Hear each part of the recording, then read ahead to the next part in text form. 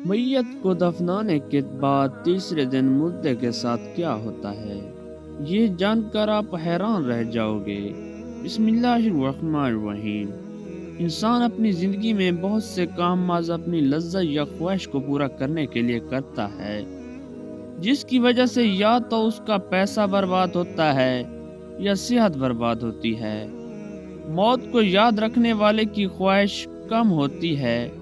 اس کے بارے میں نبی کریم صلی اللہ علیہ وآلہ وسلم نے فرمایا، لذتوں کو ختم کرنے والی موت کو کثرت سے یاد کرو۔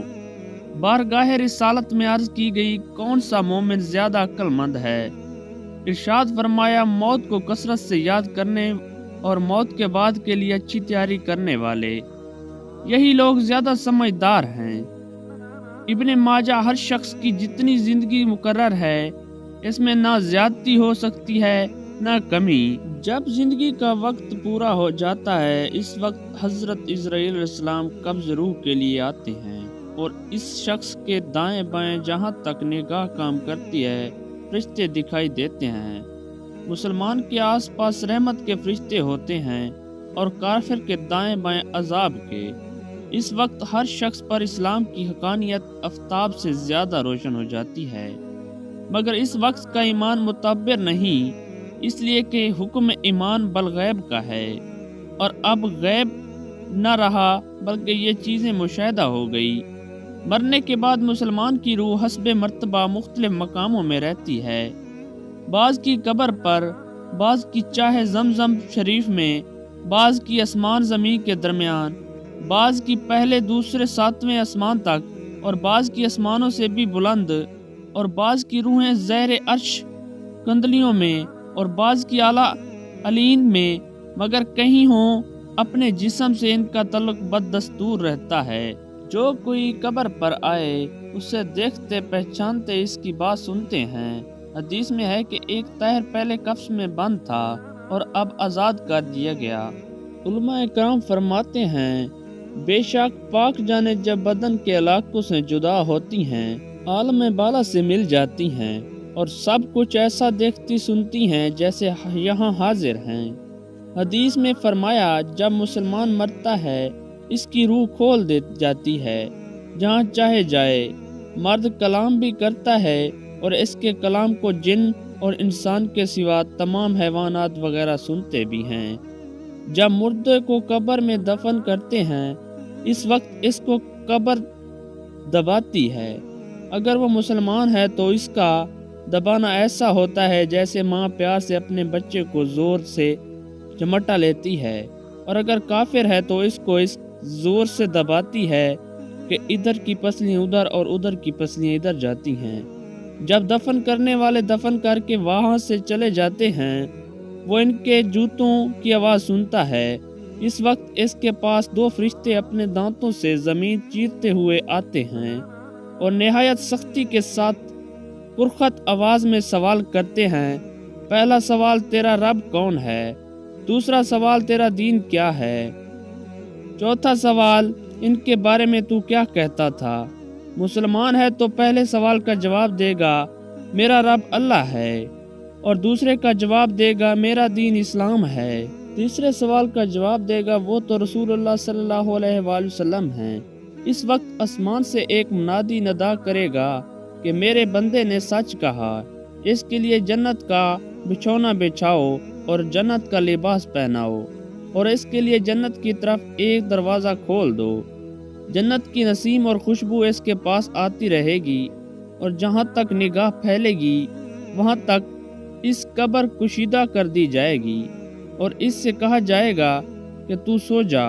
پہلے اس کے بائیں ہاتھ کی طرف جہنم کی کھڑکی کھولیں گے جس سے جلن اور گرم ہوا اور سخت بدبو آئے گی، پھر بند کر دیں گے۔ اس کے بعد دہنی طرف سے جنت کی کھڑکی کھولیں گے اور اس سے کہا جائے گا کہ اگر تو ان سوالوں سے صحیح جواب نہ دیتا تو تیرے واسطے وہ تھی، اور اب یہ ہے، تاکہ وہ اپنے رب کی نعمتوں کی قدر جانے کہ کیسی بلائے عظیم سے بچا کر کیسی نعمت عظمت عطا فرمائی۔ اگر مردہ منکر ہے تو سب سوالوں کے جواب میں یہی کہے گا، افسوس مجھے تو کچھ معلوم نہیں، میں لوگوں کو کہتے سنتا تھا خود بھی کہتا تھا، اس وقت ایک پکارنے والا آسمان سے پکارے گا کہ یہ جھوٹا ہے، اس کے لیے آگ کا بچھونا بچھاؤ اور آگ کا لباس پہناؤ اور جہنم کی طرف دروازہ کھول دو۔ اس کی گرمی اور لپٹ اس کو پہنچے گی اور اس پر عذاب دینے کے لیے 2 فرشتے مقرر ہوں گے جو اندھے اور بہرے ہوں گے۔ ان کے ساتھ لوہے کا گرز ہوگا کہ پہاڑ پر اگر مارا جائے تو خاک ہو جائے، اس ہتھوڑے سے اس کو مارتے رہیں گے، سانپ اور بچھو اسے عذاب پہنچاتے رہیں گے۔ اعمال اپنی مناسب شکل پر متشکل ہو کر یا اور شکل کے بن کر اس کو اذیت پہنچائیں گے، اور نیکیوں کے مال حسنہ مقبول اور محبوب صورت پر متشکل ہو کر انس دیں گے۔ نبی کریم صلی اللہ علیہ وآلہ وسلم نے فرمایا، موت کو کثرت سے یاد کیا کرو، کیونکہ وہ گناہوں کو زائل کرتی ہے اور دنیا سے بے رغبتی پیدا کرتی ہے۔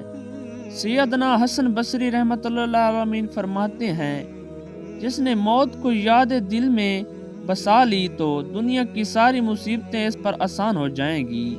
ایک خاتون ام المومنین حضرت عائشہ صدیقہ رضی اللہ تعالی عنہ کی بارگاہ میں دل کی سختی کی شکایت کی تو آپ نے فرمایا، موت کو کثرت سے یاد کرو، تمہارا دل نرم ہو جائے گا۔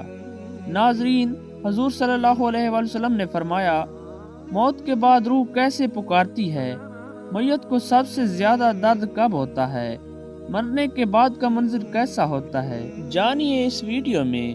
حضرت سہج سے روایت ہے کہ نبی کریم صلی اللہ علیہ وآلہ وسلم نے فرمایا کہ میت پر سب سے زیادہ سخت حالت اس وقت ہوتی ہے جبکہ غسل دینے والا اس کو نہلانے کے لیے آتا ہے، اس کی انگلی سے انگوٹھی اتارتا ہے، جسم سے لباس اتارتا ہے، سر سے امامہ جدا کرتا ہے، اس کی روح بے چین ہو کر فریاد کرتی ہے، جس کی آواز جن اور انسان کے سوا سب سنتے ہیں، اور کہتی ہے، اے نہلانے والے، تجھ کو خدا کی قسم میرے کپڑے بہت نرمی سے اتارو، کیونکہ ملک الموت کے پنجے کی تکلیف سے مجھے پوری طرح آرام نہیں ملا۔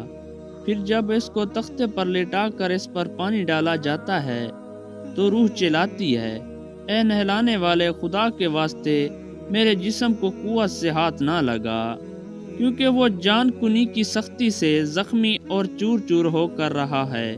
پھر جب نہلا کر اس کو کفن پہناتے ہیں اور پاؤں کی طرف سے باندھ دیتے ہیں تو روح کہتی ہے، اے غسل دینے والے، خدا کے لیے ابھی سر کی طرف سے میرے کفن پر گراں نہ لگانا، تاکہ میری بیوی، بچے اور تمام رشتہ دار دنیا میں آخر میری صورت دیکھ لیں، کیونکہ آج ان سے بچھڑ کر جا رہا ہوں اور اب قیامت تک یہ میری صورت نہیں دیکھیں گے۔ پھر جب اس کا جنازہ تیار کر کے گھر سے باہر نکالا جاتا ہے تو روح پکارتی ہے، اے جنازہ اٹھانے والوں، خدا کے واسطے ابھی جلدی نہ کرنا، تاکہ میں اپنے بال بچوں اور عزیز و اقارب سے رخصت ہو لوں۔ اے جنازہ اٹھانے والوں، میں اپنی اولاد کو آج یتیم اور بیوی کو بیوہ چھوڑے جاتا ہوں، خدا کے لیے میرے بعد ان کو تکلیف نہ دینا۔ میں اپنا گھر اور مال اسباب دوسروں کے لیے چھوڑ جاتا ہوں، اب یہاں کبھی واپس نہ آؤں گا اور قیامت تک کسی کی صورت نہ دیکھوں گا۔ پھر جب جنازہ اٹھا کر لے چلتے ہیں تو میت کہتی ہے، اے میرے بھائیوں، میں نے آج تک جو کچھ مال اسباب جمع کیا تھا وہ صرف ورثوں کے لیے تھا، آج ان میں سے کوئی میرے گناہوں کا ذرا سا بوجھ بھی نہیں اٹھا سکتا۔ ہر چیز کا حساب مجھ سے لیا جائے گا اور میرے وراثت کھائیں گے، اڑائیں گے۔ پھر جب نماز جنازہ کے بعد دفن سے پہلے کچھ لوگ اپنے اپنے گھر جانے لگتے ہیں تو میت کہتی ہے، اے میرے بھائیوں، خدا کے واسطے ابھی سے ایسا ظالم نہ کرو، مرنے والا تم سے مایوس تھا اور تم دفن سے پہلے لوٹے جاتے ہو۔ پھر جب اس سے قبر میں اتارتے ہیں تو میت کہتی ہے، اے میرے وارثو، اتار کے پانے والو، میں نے جو کچھ مال جمع کیا تھا وہ سب تمہارے لیے چھوڑا، خدا کے لیے تم مجھ کو دعائے خیر اور فاتحہ سے نہ بھلانا۔ بزرگوں کا قول ہے کہ آخرت کی منزلوں میں سے قبر پہلی منزل ہے، اگر اس منزل میں نجات پائی تو اس کے بعد کی منزلیں بہت آسان ہیں، اور اگر یہاں عذاب میں مبتلا ہوا تو آگے چل کر اس سے زیادہ سختی ہوگی۔ حدیث شریف میں ہے کہ مردہ قبر میں ایسے ہے جیسے کوئی شخص پانی میں ڈوب رہا ہو اور مدد کے لیے فریاد کرتا ہو۔ مردہ ہر وقت اپنے ماں باپ، بہن بھائی اور اولاد اور دوست وغیرہ اپنے پسماندہ گان سے دعائے خیر اور فاتحہ کا منتظر رہتا ہے۔ جب اس کو اس کے پسماندگان کی طرف سے کوئی تحفہ ثواب پہنچتا ہے تو وہ اس کے لیے تمام دنیا اور جو کچھ دنیا میں ہے اس سے محبوب اور مرغوب ہوتا ہے، اور اللہ تعالیٰ سے اس کے رشتہ داروں کی دعائے خیر کے ثواب کو قبرستان والوں پر پہاڑوں کے برابر داخل فرماتا ہے۔ موت ایک دروازہ ہے جس میں سب لوگوں نے داخل ہونا ہے۔ حضرت عثمان رضی اللہ تعالیٰ عنہ جب کسی قبرستان جاتے تو اتنا روتے کہ ان کی داڑھی آنسوں سے تر ہو جاتی۔ آپ سے پوچھا گیا، آپ جنت و جہنم کا تذکرہ کرتے ہوئے تو نہیں روتے، مگر قبر دیکھ کر کیوں روتے ہیں؟ کہنے لگے، رسول اللہ صلی اللہ علیہ وآلہ وسلم نے فرمایا کہ قبر آخرت کی پہلی منزل ہے، لہٰذا اگر مرنے والا اس سے نجات پائے تو بعد کے مناظر اس سے کہیں زیادہ آسان ہیں، اور اگر اس کی تکلیف سے نجات نہ پائے تو بعد کے مراحل اس سے بہت زیادہ سخت ہیں۔ اور فرمایا کہ رسول اللہ صلی اللہ علیہ وآلہ وسلم کا ارشاد ہے، میں نے کبھی کوئی منظر نہیں دیکھا مگر قبر اس سے زیادہ سخت ہے۔ کیا ہمارے لیے ان قبروں میں عبرت نہیں ہے؟ دیکھیے، مالدار، فقیر، طاقتور اور کمزور دنیا میں لوٹنے کی خواہش رکھتے ہیں، مال جمع کرنے اور محل بنانے کے لیے نہیں، بلکہ اس لیے کہ کاش ہمیں ایک نماز پڑھنے کی مہلت مل جائے، کاش ہمیں ایک دفعہ سبحان اللہ کہنے کی فرصت دی جائے، لیکن اب ناممکن ہے۔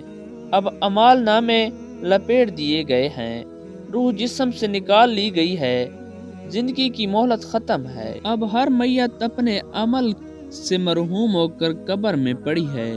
ایک حاجت مند حضرت عثمان غنی رضی اللہ تعالی عنہ کے دروازے پر غروب آفتاب کے بعد آیا۔ ابھی اس نے دستک نہ دی تھی کہ حضرت عثمان غنی رضی اللہ تعالی عنہ کی آواز آئی۔ اس کے کانوں میں پڑی اور اپنی اہلیہ سے شکایت کر رہے تھے کہ چراغ کی بتی موٹی ہے جو تیل زیادہ استعمال کرنے کا سبب بنی رہی ہے۔ حاجت مند نے جو سنا تو وہ سوچتا ہی رہ گیا کہ وہ ایسے شخص سے حاجت پوری کرنے کی کیا توقع کرے جو تیل کے معمول سے زیادہ خرچ پر اپنی بیوی کو سرزش کر رہا ہے۔ اس نے ارادہ کیا کہ حاجت بیان کر کے دیکھوں، شاید میری کچھ امداد کر ہی دیں۔ دستک سن کر حضرت عثمان غنی رضی اللہ تعالی عنہ باہر آئے۔ حاجت مند نے اپنی حاجت بیان کی اور لہجے میں زیادہ زور دیتے ہوئے کہا کہ ضرورت کچھ زیادہ ہی ہے۔ حضرت عثمان غنی رضی اللہ تعالی عنہ نے اس شخص کا ہاتھ تھاما، بستی سے باہر لے گئے جہاں آپ کا سامان تجارت بڑی تعداد میں رکھا ہوا تھا۔ فرمایا، سب تیری نظر ہے، کیا اس سے تمہاری ضرورت پوری ہو جائے گی؟ وہ شخص حیران ہکا بکا دیکھتا رہ گیا۔ چنانچہ اس نے عرض کیا، حضرت یہ سب کچھ میری ضرورت سے زیادہ ہے۔ امیر المومنین نے فرمایا، مجھے خوشی ہے کہ یہ تمہاری ضرورت سے کم نہیں۔ اس شخص نے کہا، اے حضرت ایک بات بتائیے، چراغ کی بتی قدرے موٹی ہو جانے پر آپ اپنی زوجہ محترمہ کو سرزش کر رہے تھے، حالانکہ چراغ اس قدر روشنی رکھتے ہیں شاید صرف 1 درہم کا تیل استعمال نہ ہوتا ہو، وہ تو آپ کو گوارا نہ ہوا، اور یہاں ہزاروں کا سامان مجھے بلا تحمل دے رہے ہیں۔ تب آپ نے فرمایا، بھائی، چراغ میں تیل کا زیادہ اسرار ہے اور زیادہ اسرار اللہ کو پسند نہیں، اور مجھے اللہ کے حضور اپنے اعمال کی فکر رہتی ہے، یہاں مجھے فکر اعمال لاحق ہے، اس لیے میں نے سرزنش کی۔ سامان تمہیں اللہ کی خوشنودگی کے لیے صدقہ دیا ہے، اس پر اجر کی امید ہے اور وہاں پر حساب کا خوف ہے۔ اللہ تعالی ہم سب کو دین کی سمجھ نصیب فرمائے اور ہمارا خاتمہ ایمان پر فرمائے۔ ناظرین، کمنٹ باکس میں ایک بار اللہ تعالیٰ کے 99 ناموں میں سے ایک نام ضرور ٹائپ کریں۔ شکریہ، جزاک اللہ خیرن کثیرہ۔